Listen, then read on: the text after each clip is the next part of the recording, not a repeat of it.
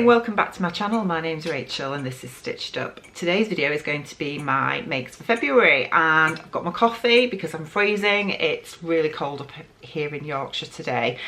And I've had a really productive February, to be honest. I'm really pleased with what I've got done. But if you watched my plans for February, you will realise in this vlog that, as usual, I haven't got everything done that I said I was going to do because I got sidetracked by the new and shiny. So the first new and shiny thing that I got sidetracked by is this, what I'm wearing today, which is my Sagebrush top hacked into a dress. And I just had one of those moments where it sort of pinged like a light bulb in my head halfway through the month, where I thought, I want to make a dress out of the Sagebrush top. And I'd got this image in my head and I'm really pleased with how it turned out. Now, I have done a separate vlog on how I actually created a dress from the Sagebrush top that fit the inspiration that I had in my head. So that will be coming out in probably a few days' time. But all in all, I had a really good February. So I'm just looking at everything, what I got made. I'd had planned for February to be sort of trouser jumpsuit month, and it sort of worked out that way. But I didn't get everything done that I originally wanted to do. So what I did get done was 3 tops, a pair of jeans, 2 jumpsuits and this dress. So that's what, 3, 4, 5, 6, 7 things altogether, which is quite good considering I work full time and some. And yeah, I'm really pleased with it, to be honest.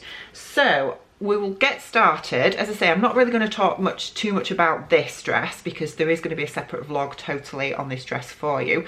But essentially, it's the Sagebrush top in this really lovely organic cotton gauze that's white with little black dots on that I got from Higgs and Higgs. I'll leave a link to the fabric down below.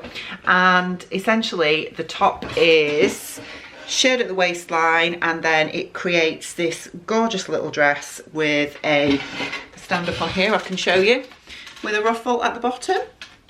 So it's really lovely and it's going to be perfect for spring and summer. It's really not appropriate for today, so be really honoured that I'm wearing this for you guys today because I'm sitting here freezing cold. So I just need to grab a quick drink. And as soon as I've got this vlog done, I'm going to go get changed and put something warmer on. February is going to be jeans month. I have not tackled jeans before, and it's been something that's been on my mind for a number of years now.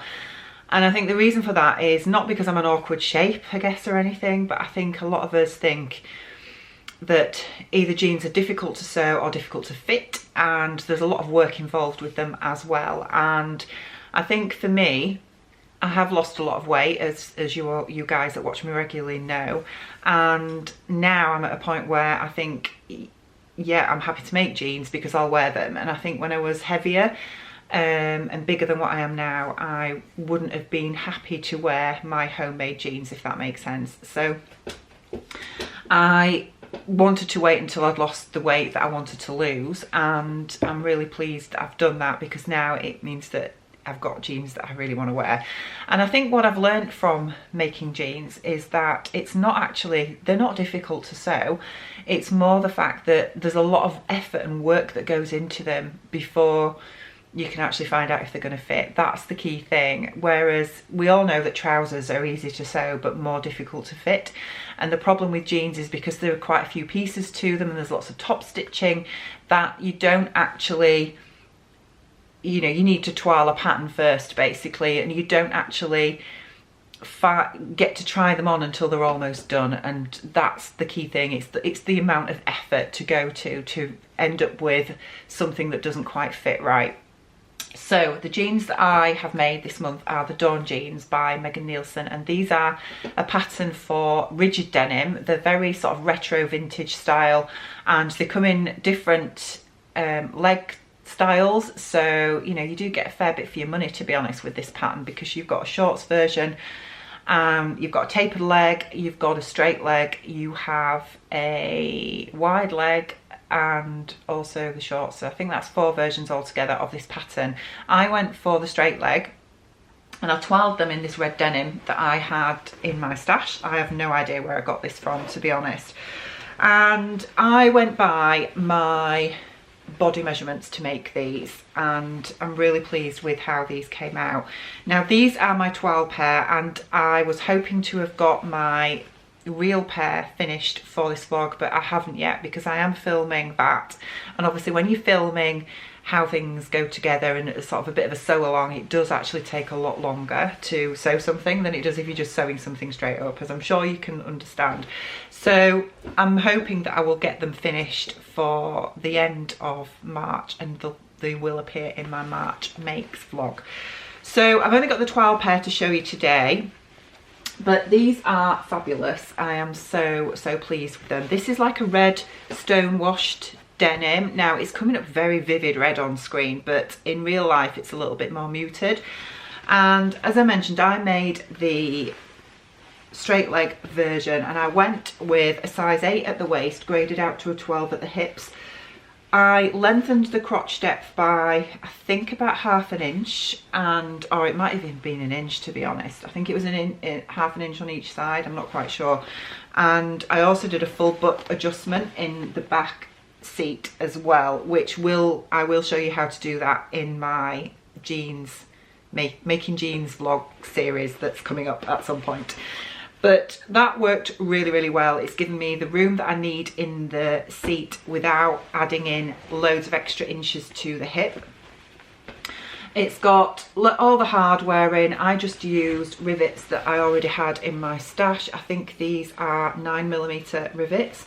And what else can I tell you about them? Because I lengthened the crotch depth, it meant I needed to use an 8-inch zip rather than a 7-inch, which is what the pattern calls for. But I just used a an 8-inch jeans metal zip, as you can see there. The fly construction in this pattern is absolutely excellent. It really is. It's probably the best one I've ever done. And the you know, it's given me a really neat finish. The instructions are amazing on how to do these. I did do a little bit of a design on the pocket. I just did some embroidery, as you can see, machine embroidery, which is always fun to do, and I'm really happy with that. The legs, I decided to leave a raw hem, so these have been washed 2 or 3 times now, and you know, I quite like that frayed appearance. I think that looks really nice. The fit on these is just great, and the thing about rigid denim is, for those of you that can remember before we had lycra jeans, I think when I was sort of just about hitting 11-12 years old was when lycra jeans started coming out, and at that point, but before that point, you could only get rigid denim, and it was always a pain because it always felt like you had your freshly washed pair of jeans. They were a nightmare to get on because they were so tight, and then over the course of the next couple of days they would give a bit more, and then when you washed them again they were always really tight, and I used to think I'd gained weight in between washes, but actually that isn't the case. It's just how rigid denim is, that it tends to be really, it recovers back to its original size, I guess, when they're washed, and then as you wear them it sort of molds itself a bit more to your body, so they do relax. So these are no different. When I first washed these, they are really quite tight on, and there's very little ease in the hips in this pattern as well. I think there's ½ an inch of ease, so you really do have to watch that. But I love the fit of these. Over the day they do slacken off a fair bit, and they're really comfortable to wear. So I'm really pleased with how the toile turned out for these jeans. I think the adjustments that I needed to make worked really well, so that I've just gone straight ahead and cut into my indigo denim to make up my real pair. I used a little label that I got from Kylie and the Machine in there, which is wear the sh out of this. Yeah, I love them, absolutely love them, and I'm really wanting to make, when I've done the indigo pair, I'm going to make the wide leg version, a cropped wide leg version. I'm really fancying that actually for summer. I think they will be really cool. So yeah, first pair of jeans I've ever made, and I absolutely love them. So next up, I made the Paper Theory Zadie jumpsuit. Now this was one of my plans for February, and let me just grab it and I'll show you. This is the Zadie by Paper Theory. Now I have done a separate vlog on this pattern, So again, I'm not going to go into too much detail. This fabric is rust coloured bio-washed linen that I got from Higgs and Higgs again. It's gorgeous. It's like a mid-weight linen and it's perfect for this pattern. Absolutely love it. I've clearly done the short-sleeved cap sleeve version. It's got pleats in the waistline, a wrap over bodice with bias binding made out of the fabric that's top stitched down. Hopefully you can see my wonderful top stitching there. I'm really pleased with how that's come out. It looks really good. And the legs are just above ankle length. This pattern is massively oversized and I went down and made the size 8 in this. So, and this fits me really well. Again, I'll insert some pictures of me wearing it so you can see the fit. I'm really glad that I did that. I am not a size 8 at all. I'm sort of between a 10 and a 12, but if I'd have done the size that I should have done, it would have been too oversized for me. And yeah, I just did not want that amount of ease in this jumpsuit. I just think it's too much. But the size that I made, I think is perfect. I've got enough ease in it. It's still fairly loose and comfortable. And again, it's just going to be perfect for summer. So really, really happy with this. I think I did mention in the review vlog that I did that what I would like to do is make a playsuit version of this, so sort of cut it off just above mid-thigh and then make a cuff for the sleeves as well and have like a little sort of playsuit for summer. I think that would be really nice. But yeah, this was my second make and I love it. It's a really nice pattern. It's been around a couple of years now and been really, really popular. And I'm glad I waited till the fuss has died down before I decided to make my version, but there will definitely be more of these because it's just a fab pattern. So the second jumpsuit that I made was actually one that was only released literally just over a week ago, I think it was, and that is the Valley jumpsuit by Peppermint Magazine, which is actually a ready to sew pattern for Peppermint Magazine and it's totally free. This pattern is just fabulous. I really, really like it, and as soon as I saw that come out, I could just envision how it would be made up on me. So I printed out the pattern. I bought some fabric from Walton's, which is a gorgeous linen cotton fabric, absolutely beautiful, and I whipped this up last weekend and here it is.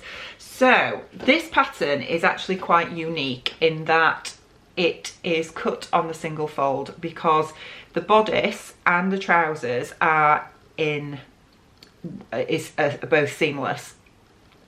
So because of that, you really do have to think about your fabric choice for this. If you choose anything that has a directional print, then your directional print is going to run off on the back bodice, and I will explain why. So this fabric is a beautiful linen cotton mix, as I say, that I bought from Walton's, which is my local fabric store. You can see how lovely this is. It is so cool and comfortable to wear. The jumpsuit itself is a button front. These buttons were just little buttons that I had in my stash. There you go, hopefully you can see that there, but these are sort of like, they're a bit like a tortoise shell button, but they were the most obvious ones that I had in my stash that worked well for this pattern. It has total button up front, it's got an elasticated waist, patch front pocket. As I say, the trousers are totally seamless at the side. There's only one seam, which is the inseam. And the back has a keyhole back, which the pattern actually tells you to use a button and loop on the back, but I decided, pretty much like the Sagebrush, that I was just going to bias bind it all and create a tie. With hindsight, you don't even need that feature, to be honest. You can just completely sew up the back. It will be absolutely fine because the opening is the front, so it's totally for decorative purposes only. And I think if I made it again, I probably wouldn't bother with it because it's just not necessary, and I don't think it adds anything to the pattern. Now, because the bodice is seamless as well, what you can see is, obviously with this being a stripe, you can see that on the main bodice you've got a vertical stripe, but because this is a dolman sleeve, essentially, the stripe then ends up being horizontal as it flows down the sleeve. The sleeve are elbow length, and then because it's got no shoulder seam, if we turn it round to the back, you can see with a stripe you get a chevron effect on the back bodice. So if I just move that out of the way, you've got a back centre seam there, and you can see how you've got that chevron effect. So what you need to remember is if you have a directional print, by the time it goes round to the back, then it's going to end up running diagonally. So you just need to think about that with your fabric choice. So I would say, you know, making a feature of a stripe is great, because I really love the chevron effect on the back. I think that's really, really sweet.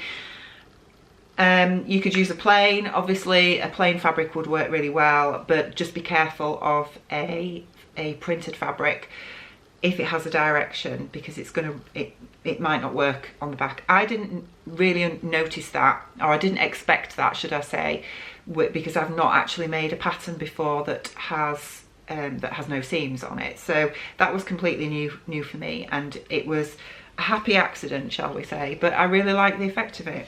Now the waistband seam is, I have got 3/4 of an inch, no it's an inch actually, an inch elastic in the waistband seam. I'm not a huge fan of gathered waistbands at all, because I always think they don't accentuate your waist. I just think they make you look more bulky.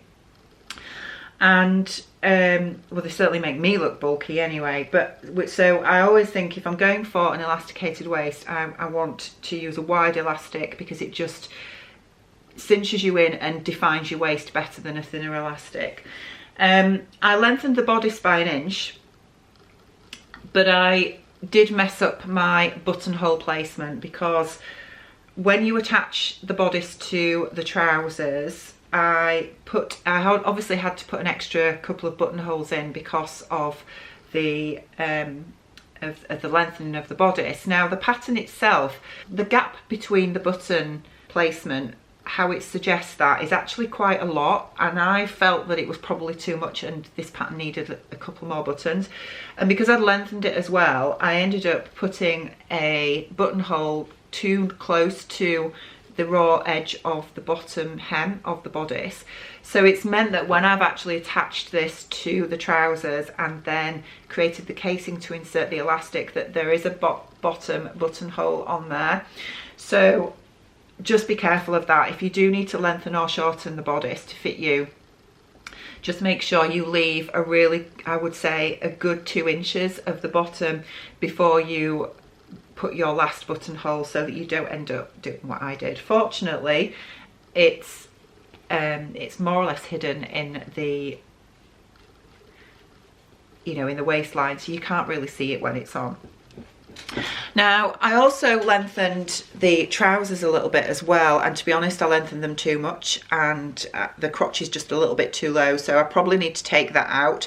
It's meant that the pockets are just a little bit low as well, and I know a lot of people aren't a fan of patch pockets like this, and to be honest I'm generally not either, but I went with it for these and I do actually like it. I know a few people mentioned about having side seam pockets, but you can't do inseam pockets with this because there's no side seam, so it would have to be a patch pocket of some sort if you are going to add pockets to these. But you could do the sort of teardrop shaped pockets instead of rectangular ones like these. That would look quite cool, I think, especially if you took it from the waist all the way down and just top stitch that on. I think that would look nice.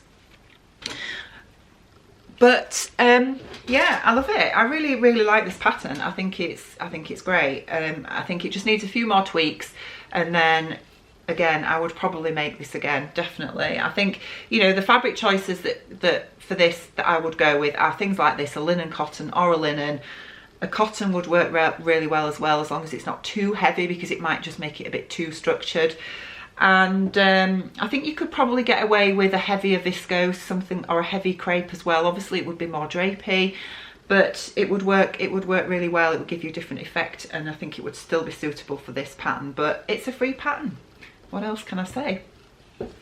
The last 3 things I'm going to show you today are the tops that I made, and I made 3 tops in February. I was going to say March. We are in March now, but I made these in February. I made 2 t-shirts and a jumper, and the t-shirts that I made, the first one is this Sinclair Patterns one, which is this gorgeous rainbow vintage retro t-shirt that I made. Now I cannot for the life of me remember what the name of this pattern is, but I'm going to put it along the bottom there and stick a picture of it right there so you can have a look. But essentially it's a colour blocked hoodie t-shirt, and there's various pattern pieces that you can use to create something that's really unique to you. And I decided just to go with something fairly subdued, I would say, for me. But this is just cotton jersey. I bought this cotton jersey from eBay, and it was fairly reasonable. I think it was about £6 a metre, something like that, and just got it in a few different colours, and then played about with colours just to decide what I wanted. And I really love this effect. I just think it's really nice. So it was very, very easy to put together, very, very quick. I think this probably took me about an hour max to do. It's just plain on the back, and you know, it's going to be great for wearing with jeans and sneakers. It's just going to be fab for spring and summer. I'm definitely going to make more of these in different colorways, and yeah, really like it. So nice little easy make. Now I hemmed this on my cover stitch machine. There we go. So you can see that I've hemmed that on my cover stitch machine, and it just gives it that nice sort of finished off professional finish, doesn't it? I haven't top stitched around the neckline. It's just the neckband is just overlocked in place, and yeah, it's lovely. Really like it. The next top I made, which was probably quite early on in February, was another Barbie top by Gertie, and this is a free pattern that you can access only if you are a Patreon of Gertie. And I used this gorgeous navy and red striped jersey. I just made the same version that I've done before. It's a mock turtleneck top with little cap sleeves, and yeah, it looks great with those jeans actually that I showed you earlier. I'm going to make loads of these because I will wear these loads in spring and summer. And then the last top that I made was the Roxy by Sew Over It, and I showed you this gorgeous French terry that I got from Flamingo Fabrics back in my plans vlog, and this is the finished top here. Just got a loose thread somewhere. So this fabric is lovely, really, really lovely, and yeah, it's very, very much up my street. I made the balloon sleeve version with the little cuffs on. I did the cuffs and the neckband and hemband all out of the self fabric.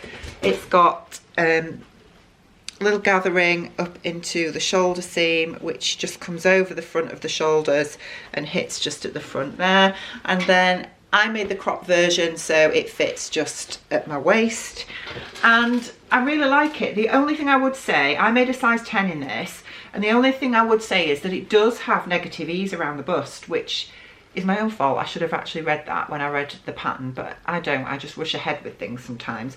And I hadn't realised that this was so fitted around the bust. I think the body measurements for the size 10, I think, was a 35-inch bust, which is what my bust is.